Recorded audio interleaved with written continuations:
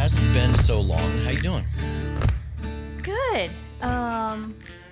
Crazy, busy, but I think that's on par for living in the DC area, right? I think like that's the thing you say. Like I don't know like how else to live life when you're in DC. I never, I swore I would never come back to this area 10 years ago when I left it. And here I am. It's just, it's where the job, it's where the career was. So I had to take the opportunity where to be here, but never thought I'd be back. Absolutely. Well, you and I have a bit of an unusual beginning. As you and I were both discovering our podcast chops right around the same time. I think that first burb is where you were still in. I think that was actually one of the first 10 episodes that I did here on Born the Battle. And, seeing you grow, seeing you in your, as you approach your post military transition, seeing you rise from that transition, I think now is the right time to bring you on, introduce you to the audience, and tell your story for other veterans. Absolutely. And I do remember that first Burbis. I think actually that was my first Burbis with Soldier for Life. Hmm. And yeah, it was good. It was a good introduction, I think, into the world of you know, veteran networking. It kick started my relationship with Scott Davidson and the great work that he does. And, fast forward, I'm now his ambassador for that organization. I mean, just so many great things have developed. And really, it all started from US Army Soldier for Life and the nuggets that we teach. And yes, I represented that organization, but what we taught at in that program, I took to heart and it works, right? It's Yeah. not perfect. No program is, but when you use the tools around you and you do your homework, you are going to be successful. And then you surround yourself with good people and a tribe, Yeah. um, you're gonna come out on top. I think you were very, and I think that one of the important things is being proactive and using those principles that you learn that people try to teach you and show you. And you were very proactive yourself. You came over and you're like, "Hi, my name's Olivia. I'd like to be on this podcast." And I was like, "Man, I didn't know," because VA is a veteran centric, and then you kind of sold it as, "Hey, no, active duty, in the transition, they might want to hear that this is a good thing for them too." And I was like, "Hey, absolutely, here you go." No, it was a good nugget for that first roundup in the podcast. That's actually in the archives if anybody wants to listen to that. I think it actually just says Burbiz Roundup if you search for it. It's one of my early ones. So, Olivia, the first question we always ask here on Born the Battle is, and it goes way back to that time that you knew that military service was going to be the next step in your life. When did you know that was going to be for you? You know, I I've known that the military was gonna be a part of my life since I was 4 years old. My dad served Four. in the Yep. Okay. Yeah, I think everyone's shocked when I say that. My Mm, dad served in the army. So, I'm second generation. My dad served in the army. I'm first of 3 kids that he has 3 daughters. I'm the oldest, and I'm daddy's little girl. And we are very close. And my dad was a combat engineer. He was enlisted. mhm. And, it's what daddy did. And so I wanted to do it. The thing was, I just had no idea what I was going to do in the army. I just knew that I wanted to be in the army. Mm. And I will tell you though, my family was very adamant that I got an education first. And that's because if you have to understand the culture, I am first generation Korean American. And for Asians, a college degree is important. Oh yeah. And my dad being enlisted, he was very adamant that I didn't enlist. He wanted me to be an officer. Growing up, I had no idea what that meant. Enlisted officer, that really didn't resonate with me. I just knew that I was going to be in the army, and my dad said I was going to be an officer. I'm like, okay. And as I grew up, along that way, that shaped into I wanted to go to West Point. There's something about tossing that cap, and that's what I started striving for. Was West Point was a college, it was a premier institute, it lines up with the Ivy Leagues, and that's what I wanted to do. Yeah. It wasn't in the cards for me. I didn't have the high enough test scores on the math side. Math, unfortunately, just we just don't get along. I can balance my checkbook, and that's about it. Yeah. And but I had everything else. I had my appointment from from Congress. I was all marked to go except for that one part of the SAT, that stupid math part. But Yeah. everything fell out for a reason, and I ended up doing ROTC out of Radford University in Virginia, Okay. and yeah, so My wife lasted at the cadets at Virginia Tech, which is right next to Radford, it for is. literally a week. She was there for literally, she got a whole full ride ROTC scholarship, was there for literally a week, and then dropped out. But so it's good that you got to get to go to ROTC. Um, so you were a public affairs officer for 20 years. Were you doing that your whole career? No, actually 10. So the first part of my career, I was a chemical officer. Oh, really? Yeah, I was a CBRN officer, the good old chemo, right? For those that are familiar with the Army structure, the chemo is the redheaded stepchild of the staff, right? It is the reactive staff position, right? The chemo is the one that you don't want doing their job because that's a bad day on the battlefield, right? Because then that Yeah. means there's some kind of chemical, biological, radiological, nuclear event on the battlefield. And I actually did do my job in Iraq during OIF-1, believe it or Okay. not. And the chemo did become everybody's best friend, Yeah. and that was some scary moments, but I did that for 10 years, and believe it or not, that was the best career field for me. It wasn't what I wanted, it wasn't what I chose, it was directed to me.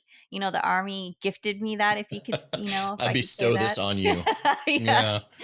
Yes. And but it was literally the best career choice for me, because what it offered me, it gave me the closest to the front that I could have ever gotten. And what do I mean by that? You know, in 2016, 2017, the Army, the military opened up legally, where Congress said, women, you can now serve anywhere in the military. The Yeah. sky's the limit, right? You want to be a ranger, you want to be special operations, you can go do it. You have to qualify, you have to meet the requirements, but you can go do it. You want to be, armor, all of those things. That was not available to me when I came in 2001. Yeah. And so I was not able to serve in combat arms. Had that been available to me, I wanted to be a tanker. Like, how cool would it have been to be in, you know, in an Abrams and fire, that a sable round downrange and watch that, having, I was married. And my ex-husband was an armor officer, and I've been to many tank tables, and just there's something to be said about watching tank table 8, like, just that massive firepower. I spent actually, like, 10 years at Fort Hood. There's that that armor just rumbling down at Fort Hood is just it's breathtaking. You fell in love with it a little bit. It sounds like. Yeah, like, and who wouldn't wanna be on a tank, right? Yeah. But unfortunately, those cards weren't there for me as a woman. And, but as a chemical officer, because, they say you're a jack of all trades because you're that reactive staff officer, and so they plug you into these various jobs because, you're not doing your job as a CBRN officer, which is a good thing. Hopefully So not. Yeah. right, Yeah. and so I Yeah. was afforded the opportunity to do a lot of good things, and I was, sent to Iraq 3 times. 3 combat operation tours, and, I did those things, and I spent, 10 years, my first 10 years, as a company grade officer in combat armored brigades. And I was oftentimes the only female in those staff units. And so I did the jobs that were given to men. Yeah. Left and right of me were infantry guys and armor guys. And so I jumped right in. And so, yeah, Back then, it was very, they say, okay, yeah, you weren't involved, you weren't able to apply for combat arms as a woman, as a female soldier. But at the same time, the battlefield was as such where women were finding themselves in combat situations all the time. absolutely. you know. There isn't, it's an asymmetrical situation. It wasn't like the enemy was like, "Oh, that's a woman. We're not gonna, Yeah, not engage." Um, a yeah, lot of tough lessons learned along the way, and a lot of things that make you stronger, right? And a lot of things that have shaped me as a leader for sure. absolutely. So what years were you out there? I was there 2001, no, excuse me, 2003 to 2004, so the initial Okay, OIF1, okay, and then I was there 2006 to 2008, so a 15-month extended tour, so that wow, was known as the surge period, yep, and then 2009 to 2010, so that's when we turned over the cities to the Iraqi armies, and so that was kind of giving back. So I have seen huge changes in Iraq, seeing, the sure. initial invasion to the surge period and then Build up. turning things over. Yeah. Yeah, it I was think interesting. the only time that you weren't out there for those 10 years I was out there was, I think I was out there from '05 to '06. So different times. So when in your active duty career, later on in your active duty career, towards the end, you also got into podcasting. You started up the Soldier for Life podcast. What prompted that? And what was the purpose behind that podcast? Because I saw with that podcast, when I started listening to it, there was a lot of similarities in terms of the mission of this podcast, of Born the Battle, but from an active duty component standpoint. Is that accurate? Yeah. So when I was at Soldier for Life, one of my near and dear besties out there, retired Lieutenant Colonel Robin Johnson, she served as a director of employment. And she approached me. She's like, "Hey, Olivia, we Soldier for Life is a strategic organization, and we're doing a million things in a million different directions, because we're broken down by four regional offices and then functional areas. Yeah. So we're broken down by the Northeast region, the South, the Midwest, and the West. And each region has a director, which is a lieutenant colonel, and then a deputy director, which is a master sergeant. And then we had functional, which was an employment director, an educational director, a health and wellness director, and then me as the PAO. And we were all busy doing our areas, our jobs, and traveling. And each of us were interfacing companies and organizations. But how do you get out to the masses when we're always engaged in different directions? And social media is great, but at the same time, you're not always going to reach people. Enter the world of podcasting. So Robin was like, "Hey, Olivia, we need to podcast." Hmm. Okay. And so, we went down that adventure of let's podcast. And so she was actually I launched it, but she was actually the first podcast host. So she took the initiative. She started it in terms of being the first host for season one and season two. And I handled all of the background in terms of handling the social aspect and getting it out there and surfacing it. And she did the hard work of, getting people on and interviewing them. And then she retired. And then I took over, as the PAO and, brought that into the actual social media public affairs lane, and I took over as the actual host and director and Producer. producer from season 3 to season 9. And really it was just to do what we were doing already in the office, of the great information, of all of the transition information, all of the strategic goodness, if you will, and sharing it in a way, in a mass communication effort. Yeah. Being able to share a story, share a concept, share a good sense of resource, package that in a concept, and then just sending it out on an airwave. And Mhm. it's been highly successful. It took a hiatus when I retired last year, because I retired September of 21. Mhm. And it went dormant because when talent leaves, and you don't have a backfill, and the army doesn't send a new PAO to backfill you, the office, and oh, by the way, we're in the middle of COVID. It's kind of hard. As and if anybody who's listening who's ever done podcasting, it looks easy, it looks, glamorous, but the truth is there's a lot of work that goes into it, and Just flip and hit record. That's all it is, Jeez. you absolutely can. Yes, you absolutely can. You can hit record and go at it, Go but bananas. you can. Yeah.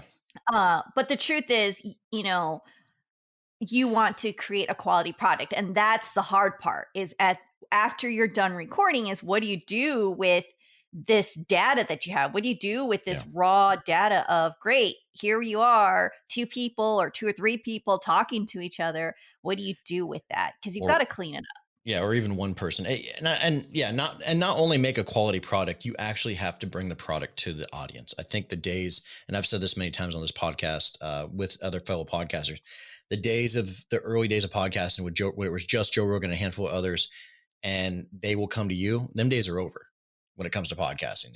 You have to have an established audience to be able to market to and market to effectively. I don't think just having a quality product and just putting it out there, your chances are like winning the lottery. Right. Accurate? Not I, accurate. What do you I think? agree. Yeah. And so it, you've got to start somewhere for sure. But you definitely want to put some time and effort and some love, right? Some TLC into it. And so, and I had fun with it. And, you definitely grow, right? If you listen to me in season 3, that was rough, right? Not that, the nice thing is I was a PAO. So being able to interview and talk to people, that was natural for me. But Yeah. you still grow in terms of a editor, and getting behind the scenes and in packaging that. And then to season 9, right, especially as I was going out the door, I got to ask a little grittier questions, and Yeah. I got to be a little more vulnerable. And I went out with a bang because I shared my very personal story. I was assaulted as a lieutenant, and I finally kind of just unbared it all, and just spoke my truth about who I was and what happened to me, and and owned my story, my own mental health story, the weight that I was carrying. And so that showed me that I loved what I did, and still do. I still podcast. Sounds like it was very cathartic for you. It It's was. it's been very cathartic for you. I mean, look at you now. You got. I mean, if you're just listening to the audio of this now, it looks like a podcast studio in your house. You got the mics, you got the computers, you got a very radio esque look and feel for your office there. So it sounds like this medium has, like I said, been very cathartic for you. It has. It has. I truly Very, enjoy it. very good. Well, while you were in, give me either a best friend or your greatest mentor. I think that ebbed and flowed throughout my career, but I would say for the most part, he's now my, ex-husband, but throughout my career, it was my, at that time, my husband. I spent 20 years with, his name is, now retired Lieutenant Colonel Lawrence Nunn, but I met him at the very beginning of my career. We were brand new second lieutenants in processing Fort Hood. Like literally day 1 of in processing, I met him. Wow. Yeah, he was standing underneath the tree outside of the in processing building at Fort Hood, and we just struck up a conversation, and we became friends, and that friendship turned into, us dating, and then engagement, and then marriage. And then right at the end, as we were right about the time that we dropped our retirement paperwork to the Army, that's when our marriage kind of started dissolving. And it was unexpected for both of us. And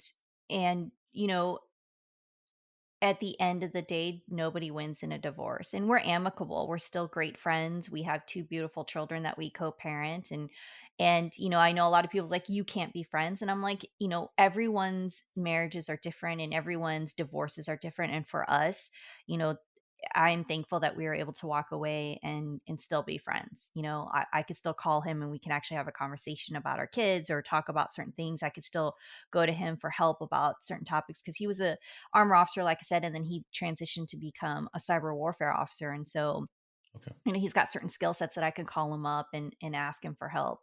And it's just unfortunate that the love story that we had, it just came to an end. But for me, during our for us, for me, during my time in the Army, he was my best friend, right? He was the person that I grew as an officer, like, step by step. He was who I went to for help. He was the person that that I leaned my head on, he was my sounding board. And not because he was my husband, but I will tell you one of the things that drew me to him, and I've always said this, is that he was the type of person that made looking like an army officer very easy. He was just one of those people that just, you looked at him, you interacted with him, and he was just that damn good. And it was Mm, evident. It's not just, you don't have to take my word as as the ex-wife, but he had the accolades to prove it, right? If you've ever looked at his evaluation reports, he was always the best of. He yeah. was the top 1% in his career, and always has been. He just was that good. And we had a great career together. Sounds like I mean, you had to have leaned on each other. Sounds like you guys grew up together, almost. We Through did. We through spent, the. our young adult life together. And so, yeah, it was a good experience. I don't think that you're alone in that many veterans sometimes have to deal with similar things as far as both a professional and personal transition at the same time. Um, I've got to say, watching it and talking with you about it, you've come out like a phoenix, and I'm happy that you're able to share that story so others can too. Thank you. It was tough, right? When you go through something unexpected like a divorce layered on top of a transition out of the military, whether you're retiring or ETSing, your identity is wrapped up in your uniform, whether you do it for 2 years or 20 years or 20 Yeah, plus years, right? You wear the nation's cloth, and that becomes a part of you because it is something to be proud of, right? It is something that, unless you have worn that uniform, it's undescribable sometimes, right? The impact that it leaves on you. And I would be lying if I said that every day wearing that uniform was amazing, because the truth is it wasn't, right? How many days that you would wake up and you're just like, I effing hate this. uh, The people, the the, soldiers, the mission, you're just like,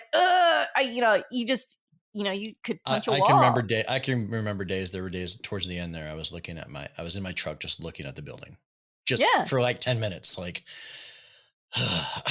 right. what's behind those doors today? Exactly. But then at the same time, you're glad that you did it, right? Oh, That 100%. there is no tribe like the military tribe. And especially when you have spent 20 years, I've spent 20 years of my life where it's been some rank none, right?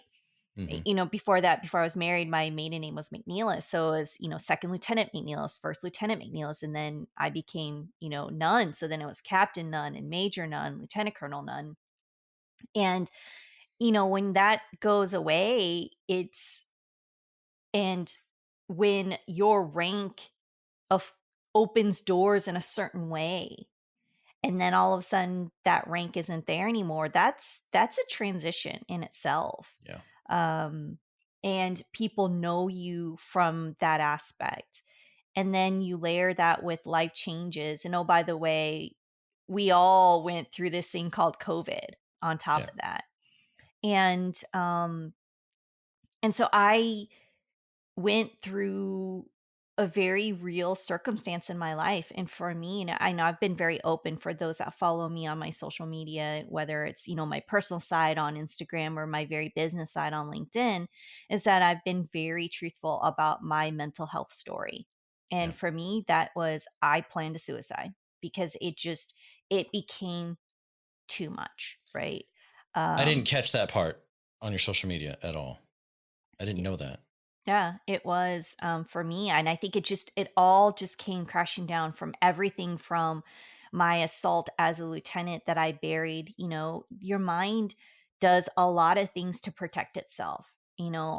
That happened to me as a first lieutenant, a very young first lieutenant, and I buried it to the point that I forgot it.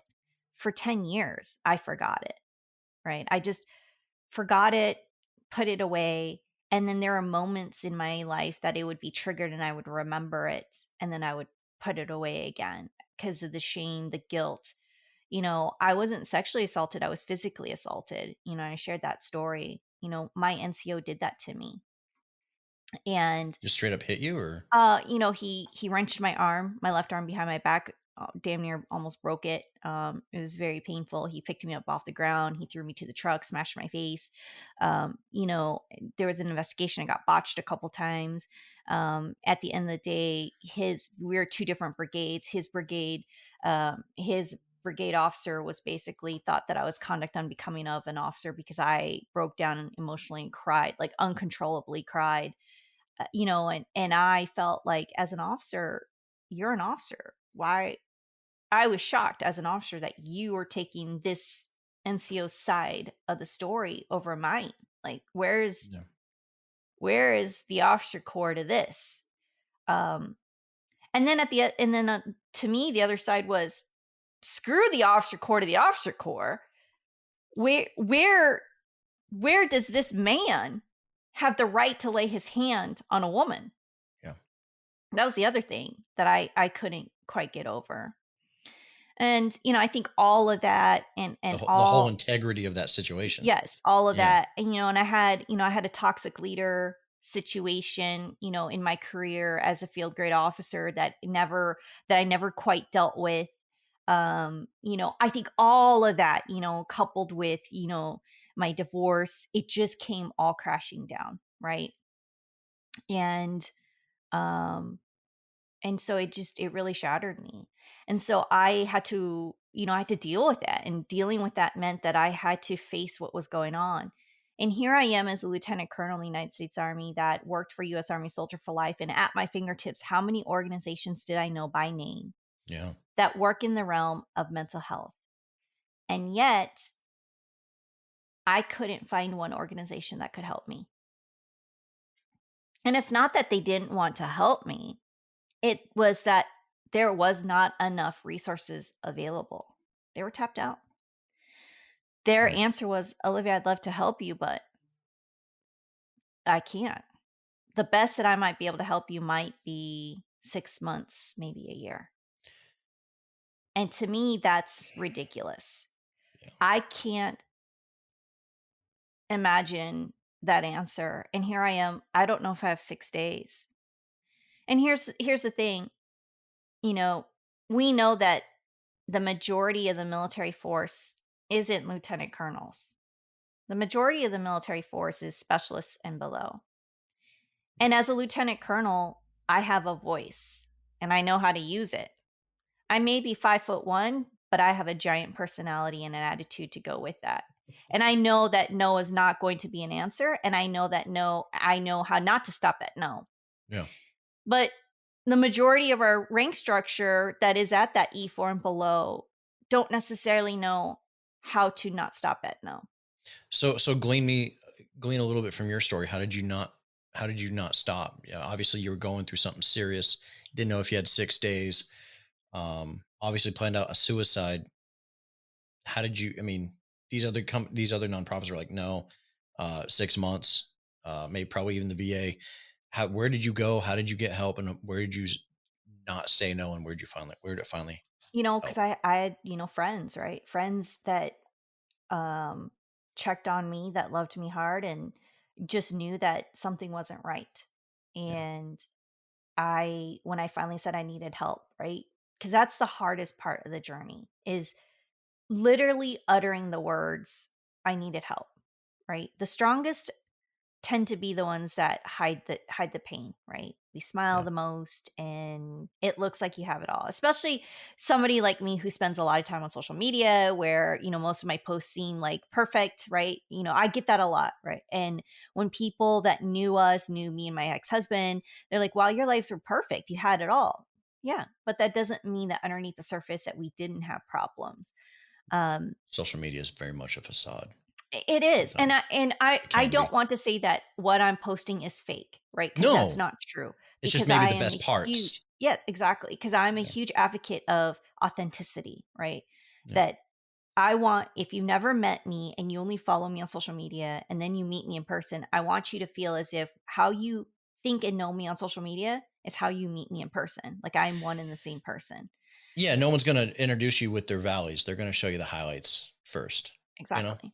Yeah. But I do share sometimes when I have bad days, but I just I didn't um I had good friends, and uh, one of them had one resource. They said, "Hey, try this nonprofit out," and I didn't. Honestly, I at the top of my head, I can't even remember which one it was at this point, because I'd gone through an exhaustive list, and it just so happened that the one counselor I was able to get a hold of, she talked to me, and she was an older lady.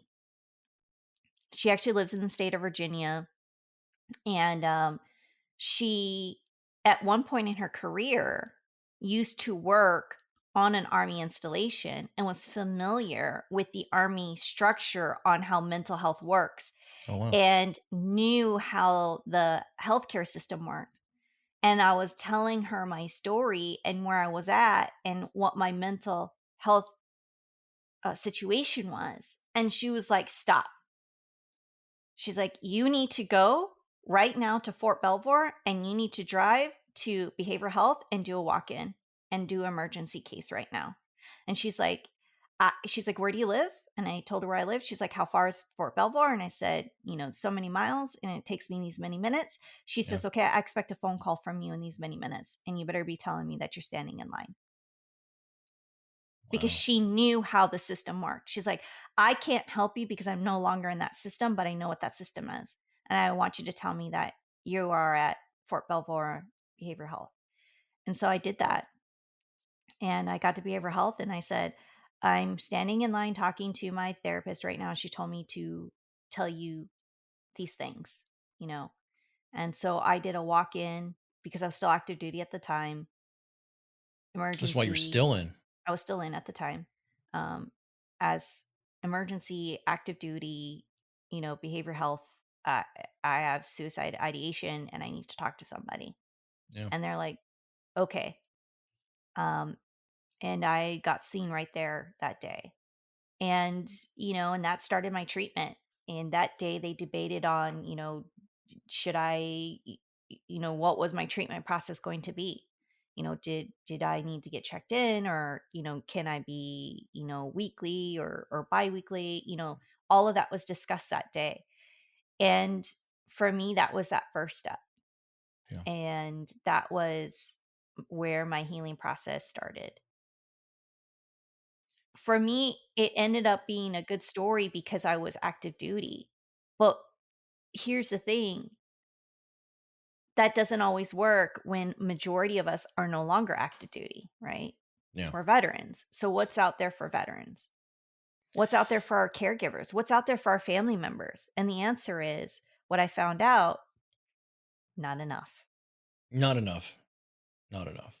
Um, I've never shared this on a podcast, but I feel comfortable sharing it with you. Is um, I did a similar thing, but with the VA recently, and it like an emergency go to the clinic.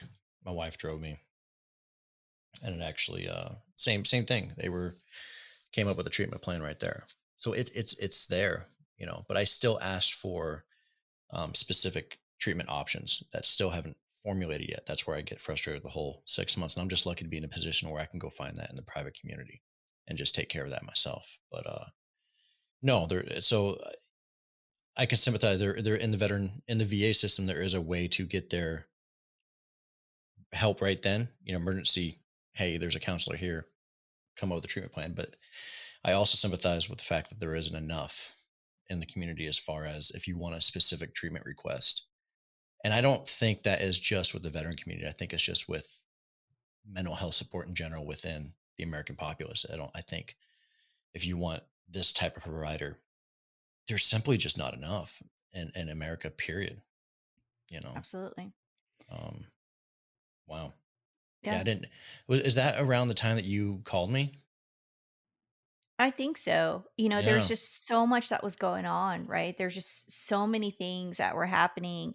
And, Yeah. I think, as I started to come out of that, um, like my divorce is moving along, I start to reshape myself. I start to get stronger. The Yeah. thing that was really pivotal for me was So I'm going through my healing process. I'm learning to, you know, to heal, right? And to refocus for myself. And here's where the army equipped me to come out of this process. And I will tell you, my therapist said this. She's like, I was one of the fastest um that she's Climbers ever had, right? to Um climb out of it. yes. She says, normally most of hers will stay in for about a year, even to 2 years, right? To Yeah. come out on the other side. She's like, that's completely normal. She's like, I did mine in months. Yeah. And this is where I think being in the army, being an army officer, being a planner, and just, you know, it's my personality that when I accepted the fact that I couldn't be broken and I couldn't stay at the bottom and that I had to do something and then realizing that I've always been a fighter and that I'm not going to sit here on the bottom anymore, that I had to do something about it, that I had to accept where I was. I had to accept and look at myself. And those are hard moments. Like I'm saying this as if was easy. It wasn't, right? Yeah. Truly looking at yourself, right? Those are some very hard, vulnerable moments. But when I started doing that, coupled with trying to figure out who is Olivia? How am I going to reshape Olivia as I'm coming out of the military? Like, and these are the things that all transitioning members are going to go through, right? What is my identity when I strip away the uniform, when I'm no longer rank, said last name? What am I going to do? What is the next job for me? Um, all those questions all of us are going to answer. Yeah. And so I had to start owning that part of my transition. Plus, it was compounded with on the other side of a marriage too. It's Absolutely. like that's a whole nother identity Right. that's now gone. So you were dealing with both of that. Yes. And so I looked at all of that and I got a phone call. And that was Scott Davidson. And he said, "Libby, what are you doing?" Um, Nothing. Let's go have lunch. Okay. And Great. so I met him for lunch and he was like, "How's your transition going?" I'm like, It's going." He's like, how's, the divorce process going?" I was like, it's going. I think, I'm at a point where I've accepted it. Um, we're amicable, we're going through and divvying things up. But there's no hate, or any of that. And he's like, "Okay." He's like, "So have you created an LLC yet? Are you going to be a consultant?" And I just kind of gave him the deer in the headlight look. And here's the truth. He's not the first person that has asked me if I've created a consultancy, right? When Yeah. I was at Soldier for Life, the 3 years that I was there, every time consistently people have asked me, "When are you going to be a consultant? When are you going to be a consultant?" Because I consulted. That was my job at Soldier for Life. I was a consultant, but I did it Yeah. for free, right? That's what I did. And I kind of just always brushed that off of, yeah, people are just kind of blowing smoke up my butt, whatever, because it's Soldier for Life. But so I think for some reason, it just really clicked that day at lunch. And he was like, "Olivia, go get an LLC. I got work for you." And I don't know why it all of a sudden, I don't know if it's just because of everything in that in my life at that moment, but it just everything that in the last 3 years at Soldier for Life and everything in that moment, plus him telling me, it just all of a sudden really clicked that I could be a consultant. And plus, Scott has a way of when he talks, there's like a sense of direction. You know, I don't know if that makes any sense. Like when he talks to you about what you could be doing, what you could, this could be you. Um, he could be very inspiring. So yeah, I agree. So Yeah. we finished up lunch. It was a great lunch, and I called up an attorney and I said, "So how about creating an LLC?" Um, there was a couple days between that lunch and calling the attorney because I had to figure out what my LLC was going to be. And I called a very close friend of mine, and Adam and I sat down. And we're like, "What am I going to call this LLC?" Right? And we went back and forth about different names. I even talked to Alfredo Torres, who works with Department of Veteran Services here in Virginia, Good. trying to figure out a brand. Back and forth about different names, catchy names, and all of that. Because I did brand management for the Army, Yeah. and it finally just and Adam, in this conversation, Adam goes, "Do you own a website?" And I said, "Well, I don't I don't have it up, but I own I own the domain. I've owned it for the last 5 years. And I actually own my name, right? I just had never done anything with it. And he's Sure. like, then why don't you just start an LLC with your name? He's like, Olivia, everybody knows you. Like, there isn't one person that doesn't know your name. Like, your face is all over LinkedIn, your face is all over social media. It's like every time I say your name, people like know you. I said, oh, that's kind of true because whenever I go somewhere, it does happen. People will walk up to me, they're like, "You're her." I'm like, "What do Yeah. you mean?" They're like, "You're her. You're Colonel Nunn. I see you all over." And it's You were able to brand yourself through LinkedIn I and have, through, yeah. and so and it just clicked. And you're right. I have branded myself. I should that that should be my consultant. And so born from that was Olivia Nunn Communications LLC. Gotcha. And so I called the attorney and was like, "Hey, I want to create an LLC." And so that's what I did. And I called Scott up and I was like, "Here's my LLC." And literally, he's like, "Great, I got work for you." And that's why when I talk about on social media, when I say that, a dear friend called me and gave me distance and direction to remind me of the passion and the talent that I have. And that's why I give that to Scott, because he reminded me of what I was good at, right? I've Yeah. always been a storyteller. I've always had the passion to do that. It wasn't as if he recreated that. It was just he reminded me of that's what I did, right? I lost my way for a little bit because I had been crushed for a while, right? I was Yeah. broken and I just had to find me and just recreate a newer version of me. Yeah. And then I got into um pageantry. That was a whole new another level for me. And so in that was brand management and defining myself, right? In this, and this is still under the umbrella of transitioning out of the military, right? This is still transitioning and owning my transition. And through that Because development, you didn't do beauty pageants before. This is no, a post-military thing. yes. So Wow. I'm completely new to pageants. My first pageant was November of last year. So this is like in the last 4 months, I have become a pageant queen, right? So I took the title of Miss Georgetown of November of last year, and now I'm Ms. New York, right? So this is completely new. And for me, stepping into the world of beyond the social media spotlight, now into the pageant queen spotlight, owning the transition, still doing all of that.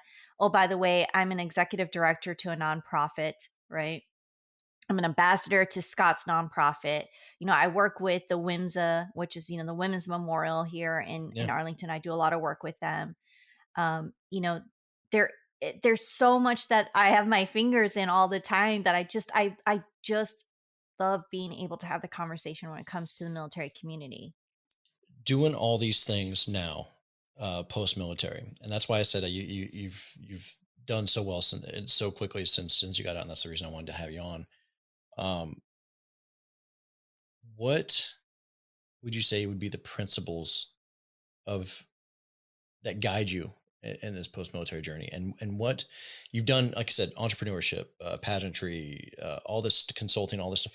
What's the purpose behind it? What fuels those passions?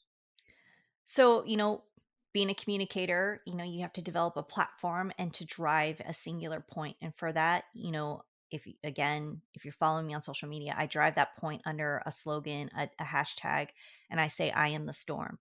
And that all drives under the principle of military mental health. And it's exactly what we've been talking about in this whole concept of talking about mental health from the aspect of there is not enough resources. And I Yeah. found that out in my own personal story.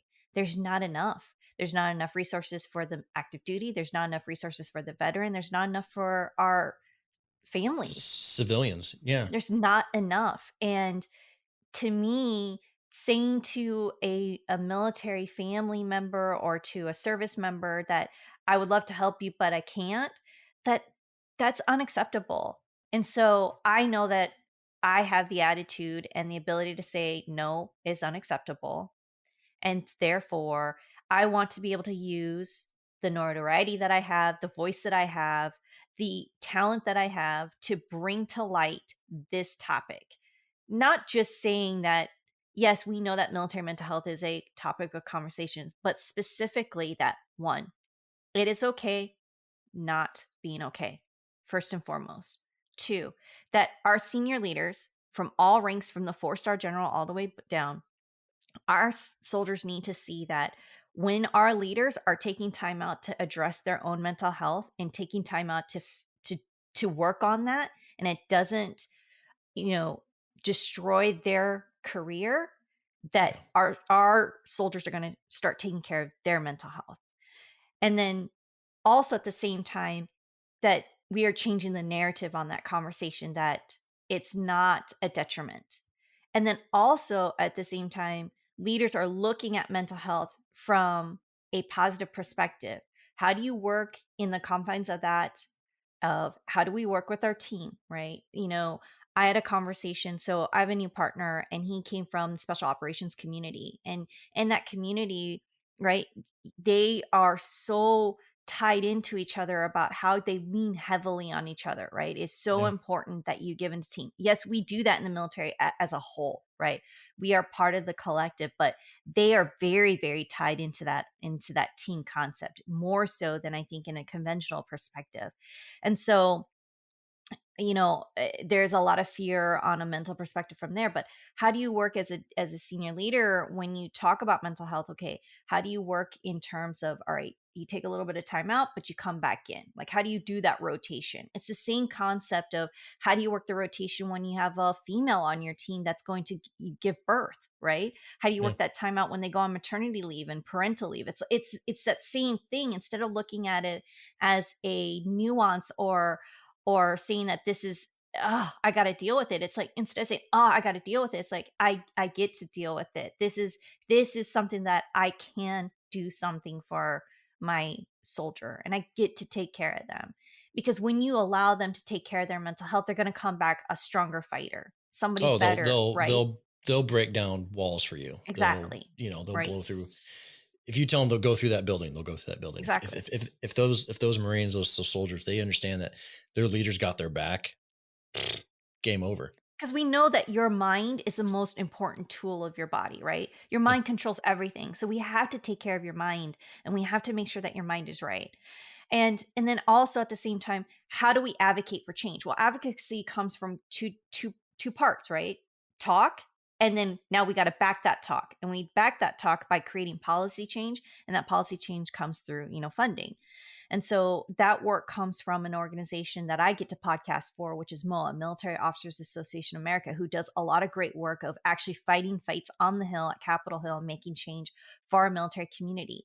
Even though, the title says Officers Association of America, they fight for the military community as a whole. It's Sure. not just for the officers, it's for the military community. And that's why for me, it's I Am the Storm is about that conversation of military mental health. We Well, have I to mean, make a if change. you're changing the military mental health and officers and the stigmas behind it and breaking down those walls and being those leaderships by example, yeah, you're definitely going to change the rest of the core. You know, Yes. absolutely. Is that what you're going with your entrepreneurship too, as far as your communications consultant? For me, the entrepreneurship is, you know, for me, the communication perspective, all of it, Olivia Nunn Communications is more of social media branding and brand management, and podcasting. So for me, it's I want to be able to. So my full time job is I am a senior marketing manager. I'm a government contractor. I want to do less of that, and I want to do more of podcasting and being able to do that for other companies. That's what I would love to do, to be able to have those conversations within the military community. And Yeah. whether that's driving, more conversations about mental health, or if that's other conversations, then so be it. Well, if you get a job at the VA, we do have the VA podcast network that we're kind of cobbling together. So, and that's you can get a job anywhere in the VA, and I kind of had that. It's a community of practice, and so just a little wink, wink, hint, hint. If you ever get a job at the VA, so Olivia, what's one thing that you learned during your time in the military that you apply to what you do today? I think that's such a tough question to answer, because Yeah. there's so many good It- things that I've learned, right? I yeah, yeah. mean, And it's like if you had to pick one thing, I you know. I mean, I learned resiliency. I've learned, I will say probably planning. The Army has taught me how to be a lethal planner. Um, how to take looking at small details and honing in on those details and laying it out on a calendar, right?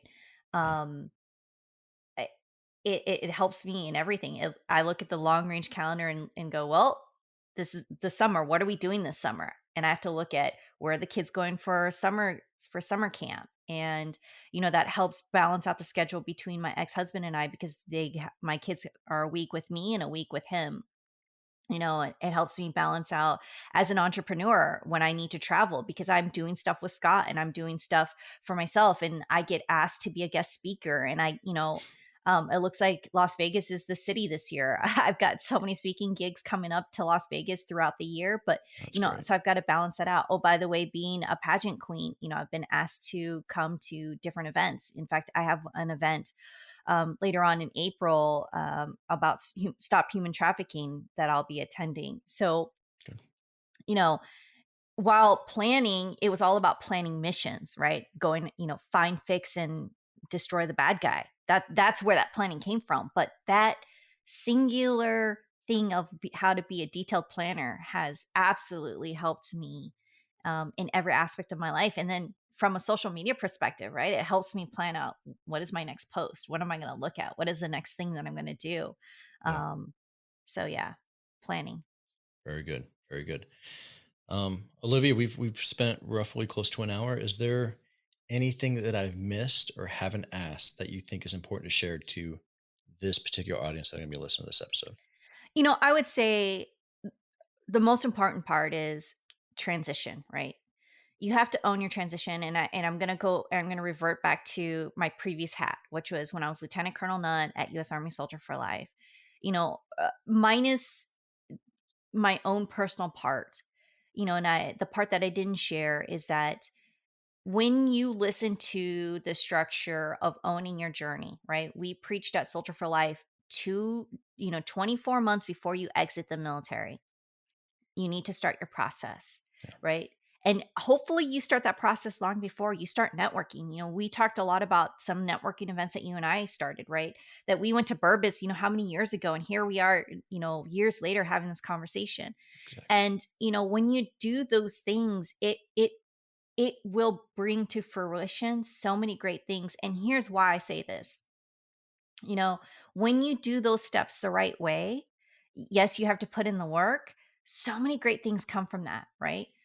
Case in point, I shared in the story. I developed this relationship. I ended up becoming an ambassador for Scott Davidson later on. What I didn't talk about is that, my full time job. Well, what I didn't share is that, and I've shared it once before, but I got that job because I started networking a long time ago, right? And that network ended up causing a conversation, right? Actually, from the VA, the VA press secretary, Terrence Hayes, right? Oh Him and yeah. I are old friends. We were PAOs together. Were you really? Yeah, we were PAOs together. I when I called, first got when I first got to VA, we were cubicle mates. Shared interest in yeah. So wrestling. before the VA, he worked with the VFW, and before that, him and I were working at No, Army Public Affairs. well, before VFW, he was also at VA as a 13. So before he became the press secretary, he was actually in the same office, just at media relations, and that's where I met him. So, Yeah. but yeah, before that, he was again enlisted Army. And Yep. yeah, so And so that's where we you were know, huh? working together, and Oh, I called him up. We've kept in touch, and I called him. I was like, "Hey, Terrence, I'm put in my packet. I'm going out. Put your ear to the floor. If you hear some jobs, just let me know."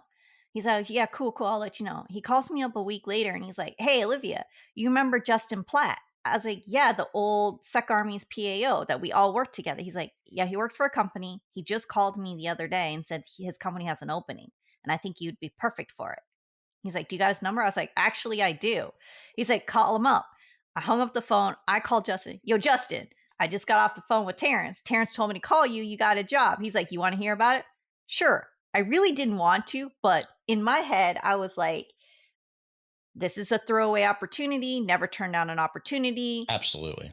This would be a good, practice, whatever. What do I got to lose? So I listened to him, and as I was listening, I was like, actually, this doesn't sound like a bad opportunity. So he's like, yeah. I was like, yeah, I could see myself doing this job. He's like, are you interested? I was like, yeah. So the next day, I got in touch with his senior HR rep, had a conversation with him. He was like, hey, I really like you. Let's have a conversation. Okay, cool. Talked to him. He said, I really liked our conversation. Um, the senior tech wants to talk to you. Are you willing to talk to him tomorrow? Yeah, cool. Talk to him. I get a call back later that afternoon. The senior HR rep, he's like, he really, really liked you. He loved the conversation, but he's got to talk to two other people. I'll let you know. Okay. So call with Justin was Monday. Tuesday was senior HR rep. Wednesday was with the senior tech. Boom, boom, boom. Thursday, phone call, email, text at 9 a.m. Congratulations, here's your job offer. Wow. 72 hours from start to finish, right? Boom, boom, boom. And all that to say, it was networking, right? I started all that network years before I even dropped my paperwork.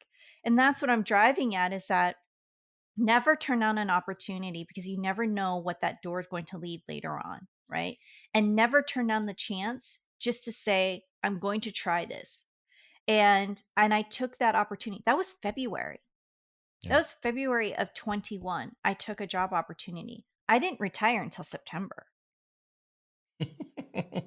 right? Were you on terminal? You were able to get the double Oh paycheck for a yeah, bit? Yeah, right? nice, I was still nice. looking, right? Still potential, but in the end, that job that I took still ended up being the best Opportunity at the opportunity time. for me. Yeah, and Yeah, it still is, right? And yeah. the company I work for are great. I love the people.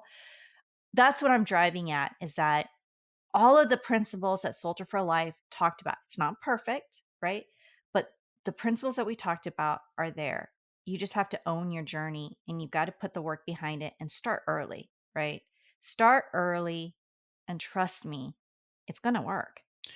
What about for the veterans that haven't started early? It's They're already out there at EASing. What advice do you have for them? it's never too late, right? It's never too late to go back. There are I think of like recruit military, right? You don't have to be in to go back to those hiring fairs, right? They Yeah. constantly have them all around the country. Get plugged back in. Get on LinkedIn if you don't have LinkedIn. Start building your network. Go out to these veteran events. If you're in the DC area, go to Burbiz. Start meeting people. Yes, for the introverts, I know that can be uncomfortable, right? If you're an extrovert like me, you're not going to have a Party problem time. going up, right? Yeah, yeah.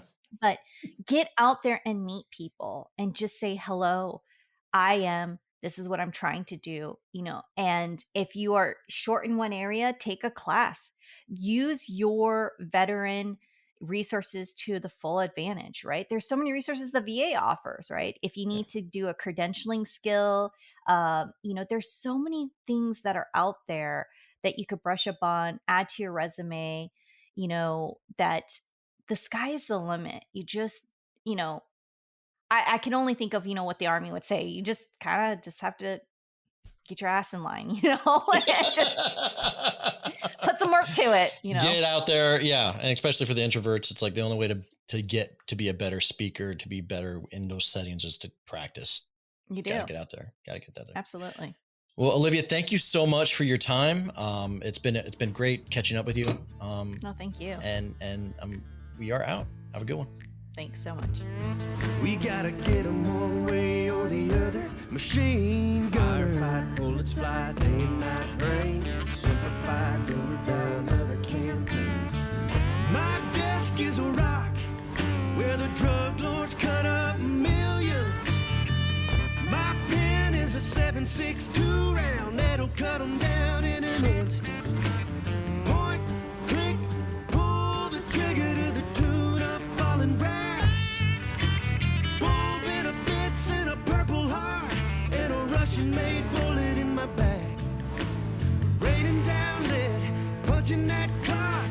Get 'em boys, I'm laying down cover. Machine gunner, firefight, bullets fly, day and night rain. Simplify, do or die, another campaign. Here we go, lock and load, 0331, lug 1,000 rounds, and I ain't bringing back one.